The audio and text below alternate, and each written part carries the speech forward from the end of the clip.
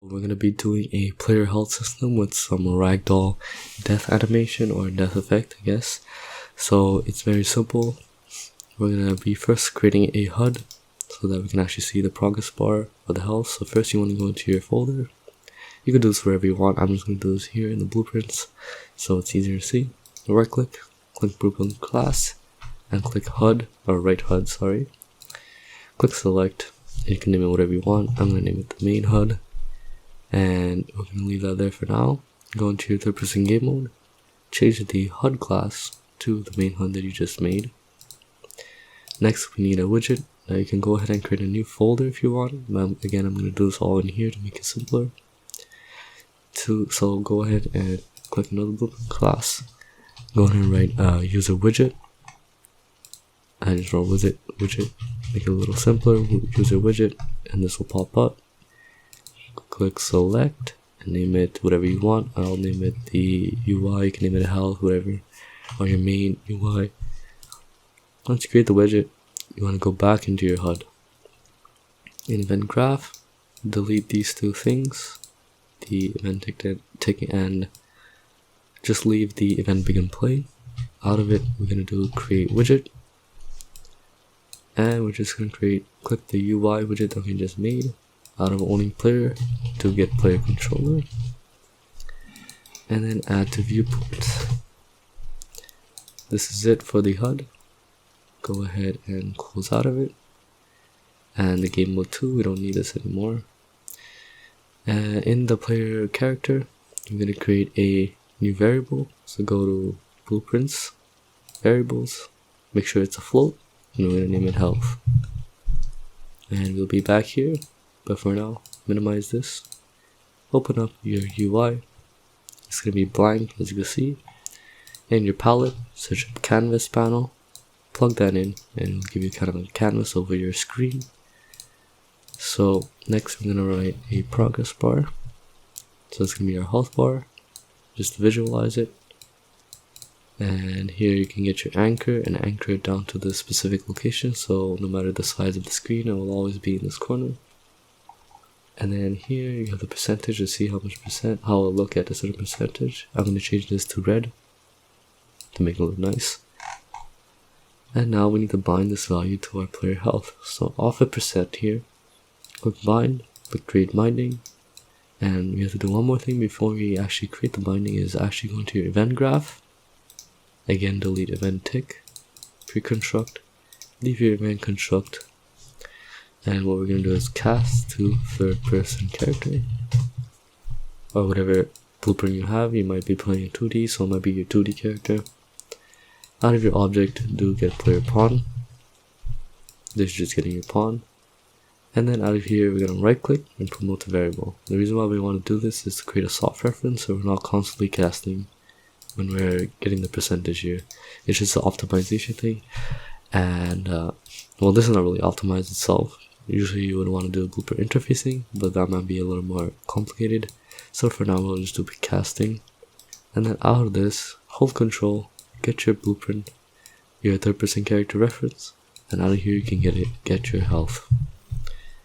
Plug that into your return node, compile save. Now back in your third person character, make sure your health, the default value is 1, or else the character will spawn with no HP, which you don't want.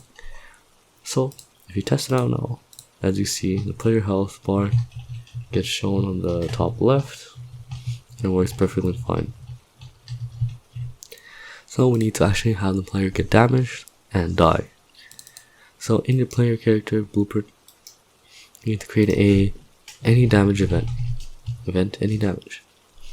So this is basically saying, whenever something calls damage on this character, this is what will happen.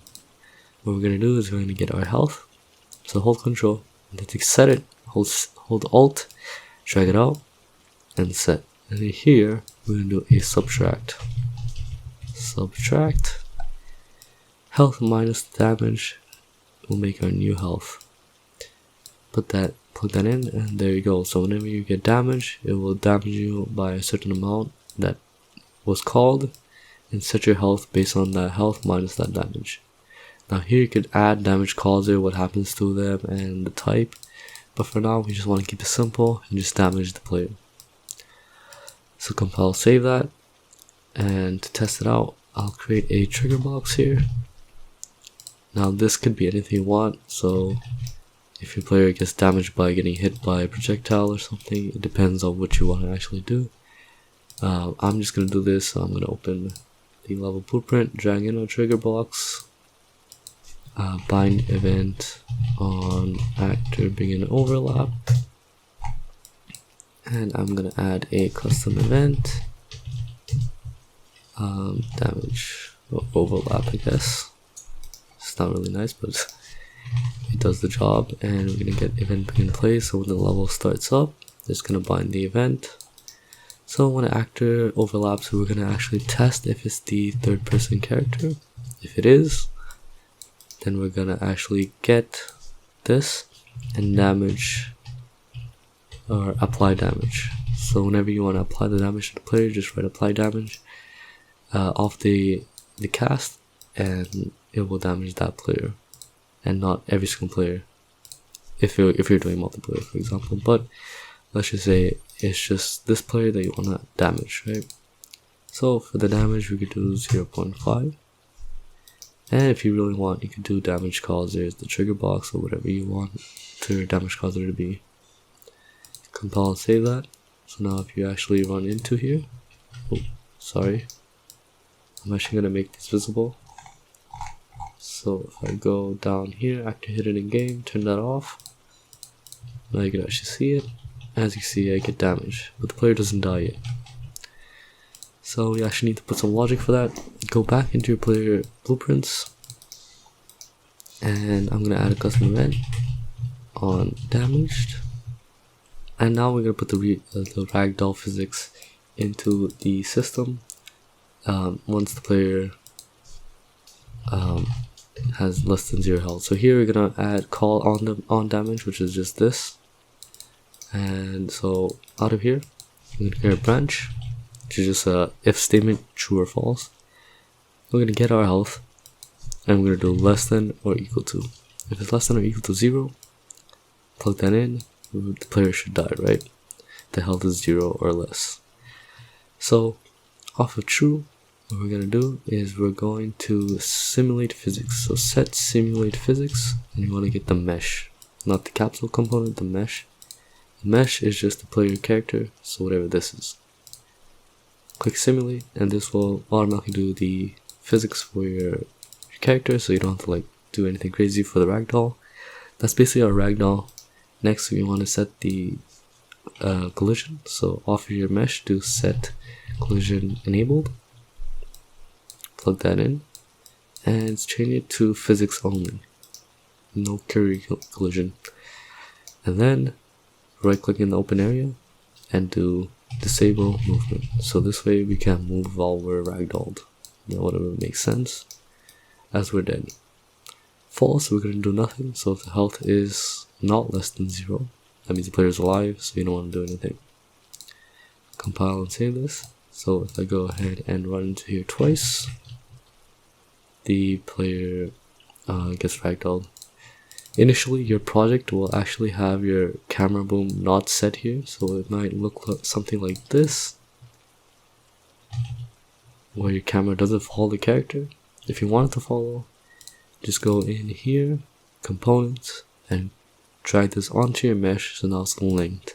So now the character will follow the camera, but it will be glitchy sometimes, like just like we saw, where the character or the camera might glitch out inside the character. So, but it just looks a little better than if the character just flies off the screen. So we want another respawn event. So in a single player game, this is more simple. You just have to reopen the level, and in multiplayer you would have to create a new pawn, for example. So I'm assuming you're doing a single player game. So what you want to do is, well, I'm gonna create a custom event called respawn event, just kind of make it easier for you guys to see. So off of this, we're gonna call the respawn event. So basically, once the ragdoll is done, we're gonna call this event, and we're gonna just do a delay, and we're going to do a delay for 3 seconds, and we're just going to do an open level by object reference, and just select whatever map you're on. I'm currently on just the example third person map. Just press that, compile save, and there you go. So now the map will get reset after you die. Now obviously you can do any kind of logic you want, as you see. So if you want maybe like a death screen or something, then you would have to plug that in, and then you could have the respawn happen automatically after, or once the player chooses to do so. And that's the basic player health system with Ragdoll effects. The camera glitches out a little. For the most part, it works fine. Thanks for watching, and I'll see you guys in the next one.